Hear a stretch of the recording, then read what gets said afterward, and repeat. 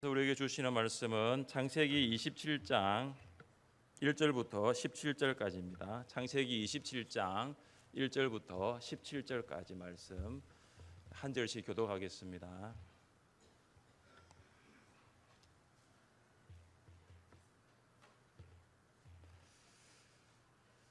이삭이 나이가 많아 눈이 어두워 잘 보지 못하더니 맏아들 에서를 불러 이르되 내 아들아 하매 그가 이르되 내가 여기 있나이다 하니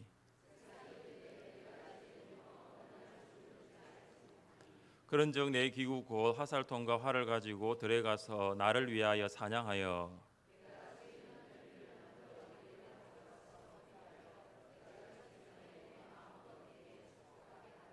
이삭이 그의 아들 에서에게 말할 때에 리브가가 들었더니 에서가 사냥하여 오려고 들로 나가매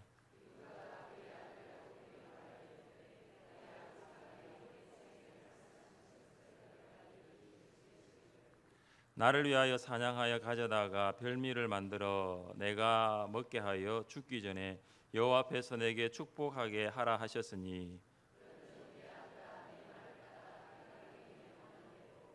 염소 떼에 가서 거기서 좋은 염소 새끼 2마리를 내게로 가져오면 내가 그것으로 내 아버지를 위하여 그가 즐기시는 별미를 만들리니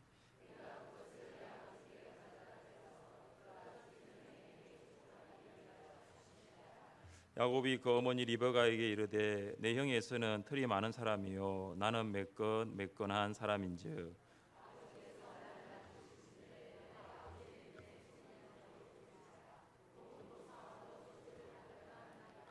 어머니가 그에게 이르되 내 아들아 너희 저주는 내게로 돌리리니 내 말만 따르고 가서 가져오라.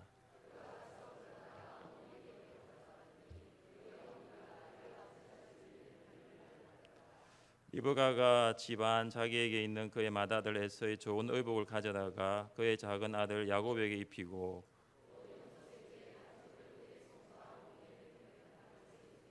같이 읽겠습니다.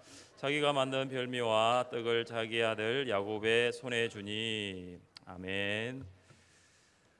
교육가이며 가정 문제 전문가인 돌로리스 큐란이라는 분이 책을 적었는데 그 책 이름이 건강한 가정을 꿈꾸는 사람들이 알아야 할 15가지 그런 책을 저술을 했습니다.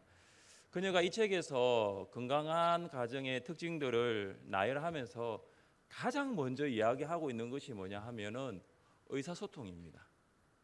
그래서 의사소통이 있는 가정은 건강한 가정이다라고 이야기를 합니다. 그 의사소통을 커뮤니케이션이라고 말을 합니다.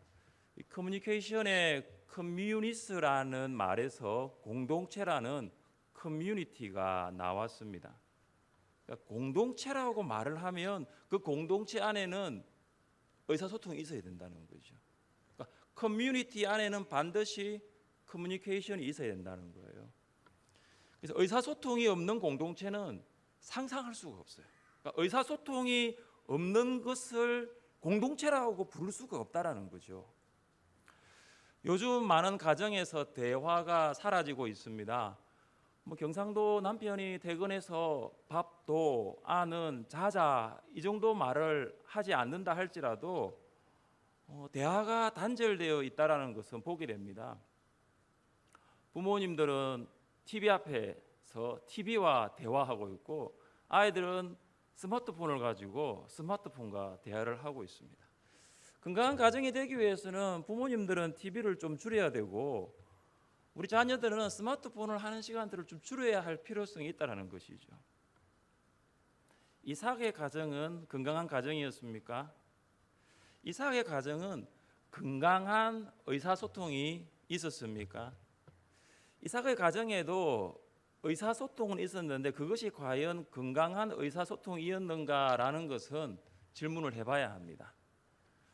이삭은 에서와 소통만 했고 리브가는 야곱과 소통을 했습니다. 이삭은 에서가 사냥한 고기를 좋아하여 에서와 소통하고 리브가는 집안일을 잘 도와주는 야곱을 좋아해서 야곱과 소통했습니다. 그러나 정작 남편 이삭은 아내 리브가와 소통하지 않았고 형 에서도 동생 야곱과 소통하지 않았습니다. 그들은 자기가 좋아하는 사람들만 이야기했습니다. 이삭은 죽기 전에 에서에게 장자의 복을 넘겨주려고 작정했습니다. 이삭은 장자로서 에서를 축복하고 언약을 계승하려고 하였습니다. 그런데 이것은 분명 하나님의 뜻을 반대하는, 하나님의 뜻을 거스리는 행동이라고 볼 수가 있습니다. 리브가가 임신했을 때 하나님께서는 리브가에게 큰 자가 작은 자, 큰 자가 어린 자를 섬기리라고 말씀했습니다. 이 말은 에서가 야곱을 섬긴다라는 말입니다.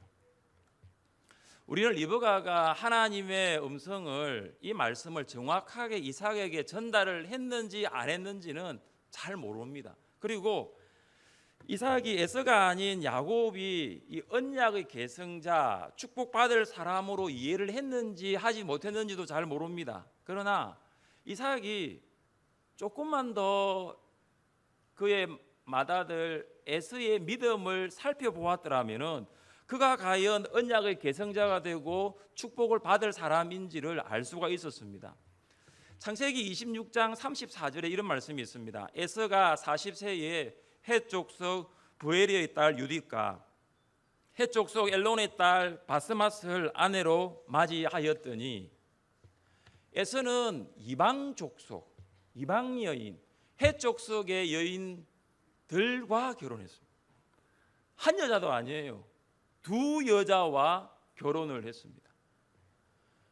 이방 여인과 결혼했다라는 거, 우리 큰아들이 이방 여인과 결혼했다는 거, 아버지 이삭과 어머니 리브가에게는 큰 충격을 주었고 근심거리가 되었습니다. 이런 상황에서 에서가 만일 언약을 계승한다면 그 자손은 헷 족속으로부터 출생하기 때문에 에서는 장자의 복을 받을 만한 자질이 없다라는 것을 분명히 알 수가 있습니다. 그런데 이삭은 에서를 불러 축복하겠다라고 말을 합니다. 고대 근동 사회에서 아버지의 축복 선언은 자녀의 운명을 결정짓는 신적인 선언이라고 인정되었습니다. 비록 자녀를 축복하는 일이 아버지의 특권이라 할지라도 하나님의 뜻에 반하는 행동은 해서는 결코 안 될 것입니다. 이삭이 왜 하나님의 뜻에 반대되는 이런 행동을 할 수밖에 없었을까요? 오늘 성경 1절은 이렇게 시작합니다.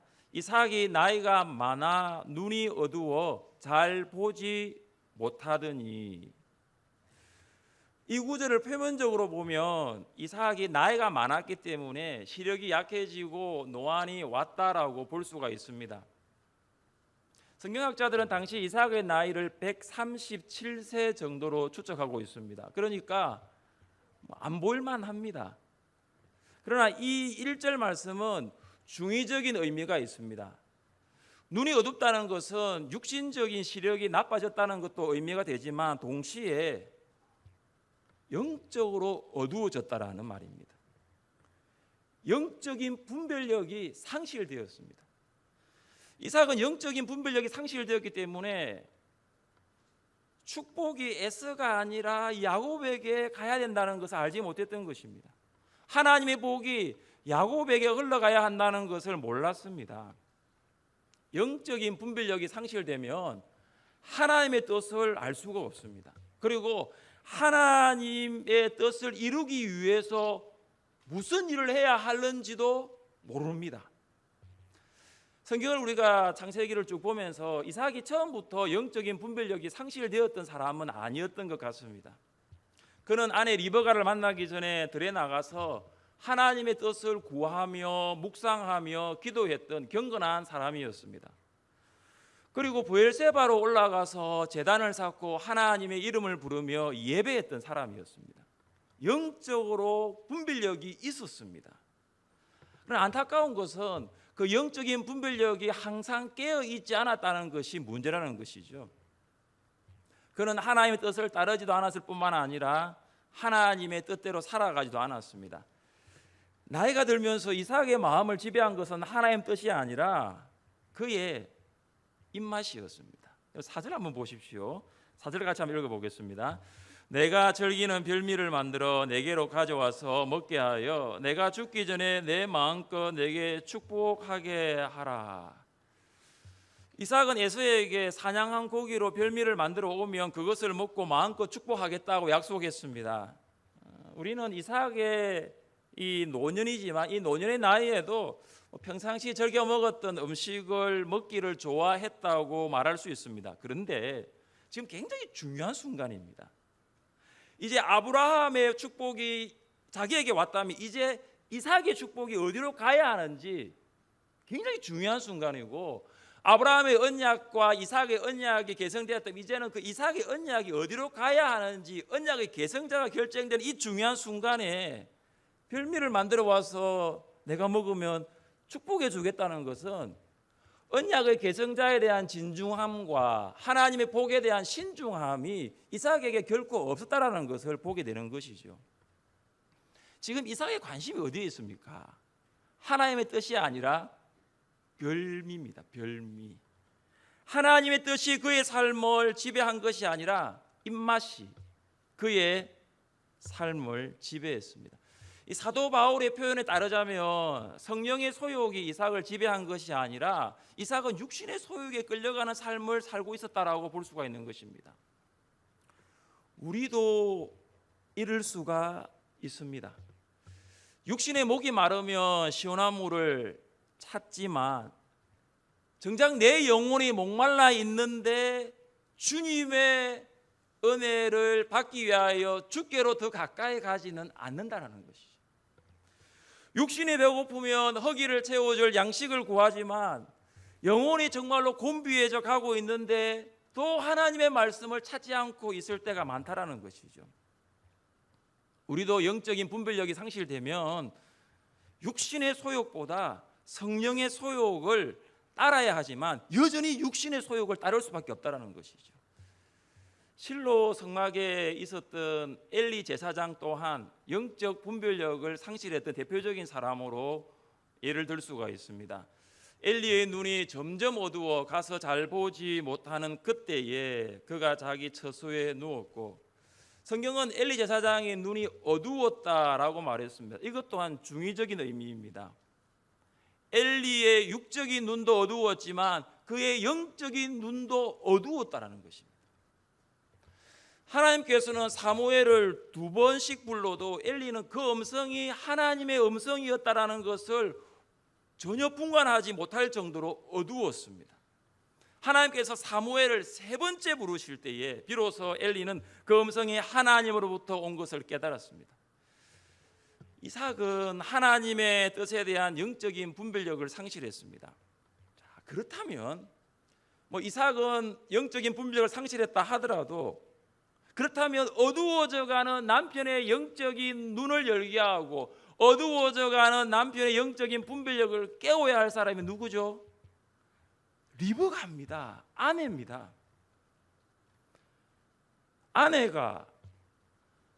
리브가가 이삭의 영적인 그 눈을 뜨게 하고 그 영적인 마음을 깨워야 하는 것입니다. 5절은 이렇게 시작합니다. 이삭이 그의 아들 에서에게 말할 때에 리브가가 들었더니, 지금 리브가는 이삭이 에서에게 언약의 계승자로 축복하겠다는 대화를 들었습니다. 분명히 들었습니다. 그렇다면 리브가는 어떻게 해야 합니까? 리브가는 이삭에게 가서 하나님께서 주신 언약을 상기시키고 또 하나님의 뜻을 따를 수 있도록 도와주어야 하는 것입니다. 리브가는 이삭에게 에서를 축복하는 것은 하나님의 뜻이 아니에요. 그것은 정말로 하나님께서 말씀하신 것이 아니에요라고 직언해야 합니다. 왜 리브가가 이삭에게 하나님의 뜻을 직언하지 못했을까 생각해 보면 평상시 남편 이삭과 아내 리브가 사이에 의사소통이 없었다는 거예요. 남편이 하나님의 뜻대로 살아가지 않는 것을 보고 들은 아내는 마땅히 남편에게 하나님의 뜻을 알려주어야 하는데 리브가는 침묵했습니다. 하나님의 뜻이 분명히 있고 그 뜻에 따라가야 할 가정이 되어야 함에도 불구하고 그 문제에 대해서 리브가는 이삭에게 아무런 문제 제기를 하지 않았습니다. 오히려 리브가는 이때가 기회라고 생각했어요. 이삭을 속이고 거짓으로 축복을 가로채는 방법을 선택하게 됩니다. 큰 자가 어린 자를 섬길 것이라는 하나님의 말씀은 반드시 이루어집니다. 시간이 지나가면 이 약속은 반드시 성취될 텐데 리브가는 무엇이 그렇게 급했을까요? 그는 하나님의 뜻이 이루어지는 것을 기다리지 못하고 자기가 그것을 이루어 보려고 자신의 욕심, 인간적인 욕심을 가지고 있었습니다. 그래서 리브가는 하나님의 뜻을 인간적인 노력과 열심을 통해서 이루려고 했던 것입니다. 부부 사이에 욕심이 있으면 건강한 소통이 이루어질 수 없습니다. 아버지 이삭은 장남을 축복하려고 하고 어머니 리브가는 차남을 복받도록 하는 것이 이 부부의 욕심이었습니다. 근데 중요한 것은 하나님의 뜻은 여기에 없습니다. 에서와 야곱은 이삭과 리브가의 자녀이기 전에 먼저 하나님의 선물이었다는 것을 그들은 꼭 기억했어야 합니다. 하나님께서 20년 동안 기도하며 기다렸던 이삭의 가정에 에서와 야곱이라는 쌍둥이 두 아들을 주셨습니다. 이삭과 리브가가 얼마나 기뻐했을까요? 20년을 기도하며 기다렸던 자녀들입니다. 그런데 자녀를 양육하면서는 어떤 문제가 생기냐면은 그렇게 기도하면서 기다렸고 하나님의 뜻 가운데 주신 선물임에도 불구하고 부모의 욕심이 자녀 양육에 들어가게 됩니다. 누가 이삭과 리브가에게 왜 그렇게 했습니까? 물어보면 그들은 에서 잘 되기 위해서 그랬습니다. 야곱 잘 되기 위해서 그랬습니다. 라고 말을 할 수 있겠습니다. 자녀를 양육하면서 종종 느끼는 것은 뭐냐 하면 자녀가 부모의 뜻대로 되지 않는다라는 것입니다. 자녀는 부모의 기대대로 자라지 않습니다. 여러분, 부모님 되신 성도님들 자녀를 위해서 열심히 수고했는데 왜 자녀는 부모의 마음을 알아주지도 못할까, 이해해주지도 못할까? 그거 당연하다고 생각하십시오. 그래서 부모는 욕심을 내려놓아야 합니다. 그리고 부모가 서로 의사소통을 해야 합니다. 부모의 의사소통이 없으면 자녀 양육은 엇박자가 되고 엇박자 가정이 될 수 있습니다. 그래서 아버지가 자녀에게 기대하는 것과 어머니가 자녀에게 요구하는 것이 다르기 때문입니다. 그래서 부모는 욕심을 내려놓고 하나님의 뜻을 구하며 그 하나님의 뜻을 붙들어야 됩니다. 부모가 자녀를 향해 기대하는 것이 아니라 하나님께서 내 자녀에게 어떤 기대를 가지고 계시는가를 아는 것이죠. 자녀를 향한 하나님의 뜻을 발견하기 위하여 기도하는 것입니다. 그래서 부모는 이런 기도를 시작해야 합니다. 하나님, 우리 아이를 어떻게 키우는 것이 하나님의 뜻대로 키우는 것입니까? 이 기도가 부모의 기도가 되어야 됩니다. 이 기도부터 시작하면은 자녀를 향한 하나님의 뜻을 발견하게 될 것이고 욕심을 내려놓고 하나님의 뜻을 붙들게 될 것입니다. 여러분의 자녀를 하나님께 맡기시기를 바랍니다. 한나는 사무엘을 실로에 있는 성막에 보냈습니다. 근데 성막에 보냈는데 환경이 좋지 않습니다. 엘리 제사장은 영적인 분별력을 상실해 버렸고 그의 두 아들 홈니와 비느하스는 불량자였습니다. 그런데 놀라운 것은 하나님께서 사무엘을 키우셨어요. 환경이 안 좋잖아요. 아마 한나가 사무엘을 보낼 때는 이런 상황 생각했을까요? 환경이 안 좋아요. 그럼에도 여전히 하나님께서 사무엘을 향한 뜻들은 이루어져 갔던 것을 보게 되는 것이죠. 리브가는 부모의 욕심을 내려놓지 않았습니다. 리브가는 야곱이 복을 받도록 해야 되겠다라는 그 욕심이 이제 움직이기 시작했습니다. 그래서 리브가는 야곱에게 아버지와 형과의 오고 갔던 대화를 전달하였습니다. 리브가의 계획이 굉장히 주도 면밀합니다.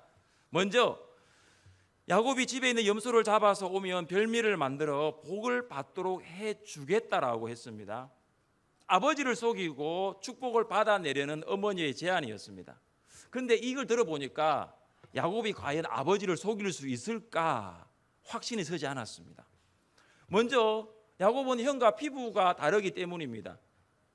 형은 털이 많지만 자기는 부드러운 피부를 가지고 있습니다. 혹시 아버지를 속여서 복을 받는 것에 있어서 복은 고사하고 저주를 받을까 싶어서 걱정했습니다.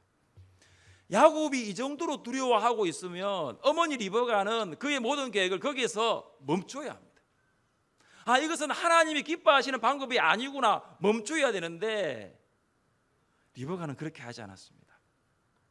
야곱이 리브가의 제안에 대하여 고뇌하자 리브가는 해서는 안 될 말을 하게 되죠. 13절 말씀 같이 한번 읽어보겠습니다. 어머니가 그에게 이르되 내 아들아 너의 저주는 내게로 돌리리니 내 말만 따르고 가서 가져오라. 리브가는 이 계획이 잘못되면 모든 저주는 내가 받겠다라고 말을 합니다. 야곱은 리브가의 말대로 염소를 잡았고 리브가는 그것을 별미로 만들었습니다. 그리고 리브가는 야곱에게 에서의 의복을 입히고 이삭에게 주도록 했습니다. 리브가는 정당한 방법이 아닌 속임수로 하나님의 복을 얻으려고 했습니다. 리브가는 남편을 속여서 하나님의 뜻을 이루려는 매우 어리석은 선택을 한 것입니다. 리브가가 야곱에게 했던 말처럼 정말로 저주가 자기에게로 오게 됩니다. 그는 이후 야곱을 두 번 다시 볼 수 없는 이별을 맛보게 되었습니다. 어머니가 아들의 얼굴을 다시 볼 수 없는 불행과 에서와 야곱 사이에 갈등이 오게 된 것은 부모의 의사소통의 문제였습니다. 야곱과 리브가 간의 의사소통은 전혀 이루어지지 않았습니다. 그리고 우리는 소통이 사라진 한 가정을 보게 되는 것입니다. 부모의 소통이 이루어지지 않으면 결코 가정은 건강할 수가 없다. 그 갈등은 자녀까지 이루어진다는 것을 보게 되는 것이죠. 하나님께서 이삭과 리브가를 짝지어 돕는 배필로 만들어 주셨습니다. 이삭이 영적 분별력을 상실했으며 리브가는 이삭에게 하나님의 뜻을 생각나게 하고 가장으로서 영적인 권위를 가지고 영적인 책임을 회복할 수 있도록 도와주었어야 합니다. 그러나 리브가는 오히려 남편을 속였고 자신이 원하는 것을 얻고자 하였습니다. 리브가는 원하는 것을 얻었지만 결국은 둘 다 무너졌다는 것을 보게 되는 것이죠. 이삭과 리브가는 하나님의 뜻에 대하여 소통한 것이 아니라 서로의 욕심을 채우기 위하여 일방통행만 한 것을 보게 됩니다. 욕심이 잉태한 적 죄를 낳고 죄가 장성한 적 사망을 낳는 경우가 되게 된 것이죠. 하나님께서는 여러분의 가정이 건강한 가정 되기를 원하십니다.